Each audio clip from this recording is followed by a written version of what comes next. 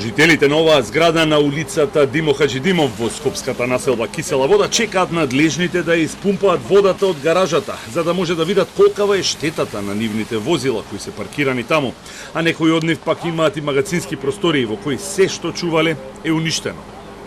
Водата се испумпува со механизација од приватна фирма, а од кризниот штаб на општината е побарана помош во пумпи од повеќе општини од владата, за да може што е можно побрзо да действуваат на десетината локации каде се поплавени подрумски и гаражни простории. Ни се одзва и општествено одговорни фирми, пријатели, се што имаме побаравме помош, нели ние како општина со нашите ресурси кои ги имаме и еве веќе ситуацијата можам слободно да кажам под контрола. На оваа локација, значи овде во овој дел имаме на 3 позиции, исто така по делот на улицата Христо Татарчев имаме сознанија. Поплавени улици, надвозници, кружни текови, парализиран сообраќај. Ова е епилогот на 3-часовното невреме кое го зафати Скопје, но и повеќе делови од државата.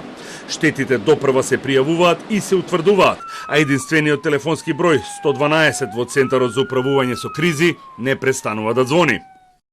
Најголем број од пријавите се од Скопскиот регион, каде се евидентирани поплавени подвозници, кружни текови, улици, куки, подрумски и гаражни простории, деловни објекти, како и зголемено ниво на водостојот на одредени критични точки. Пријави за поплавувања и интервенции има и во Куманово, каде се поплавени подрумски простории, стамбени деловни објекти, како и во Струмица и Радовиш, каде се регистрирани паднати дрвја, жици и бандери.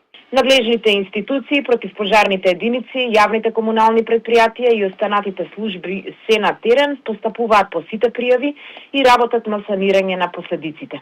Невремето во Скопје го парализираше сообраќајот бидејќи беа поплавени сите веќе добро познати црни точки.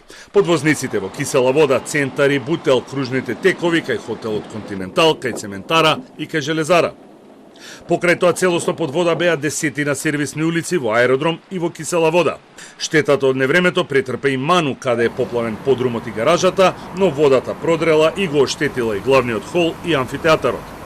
Градоначалникот на Скопје Орце Ѓоргиевски нешто по 18 часот преку социјалните мрежи соопшти дека сите улици се проодни, а на терен се испратени над 1000 работници од јавните предпријатија кои што ќе работат и во текот на ноќта за да ги санираат последиците. Од УХМР пак предупредуваат дека нови врнежи се очекуваат во наредните денови. Вака нестабилно време ќе се задржи во текот на утрешниот ден и во петок, со повремени врнежи од дожд и грмежи. Локално и во следните 2 дена ќе имаме поинтензивни процеси во форма на невреме со пообилен пороен дожд за кратко време, силни електрични празнења, силен ветер и појава на град. Еден од клучните фактори кои влијаат на се поголемиот број на точки кои се поплавуваат при обилни врнежи е недостатокот на атмосферска канализација. Во Скопје има околу 400 километри атмосферска канализација со која се покриени само 40% од улиците, а тоа најчесто се улиците под надлежност на градот, додека сервисните улици во општините речиси и да немаат функционална атмосферска канализација која ќе ги прибере и канализира врнежите.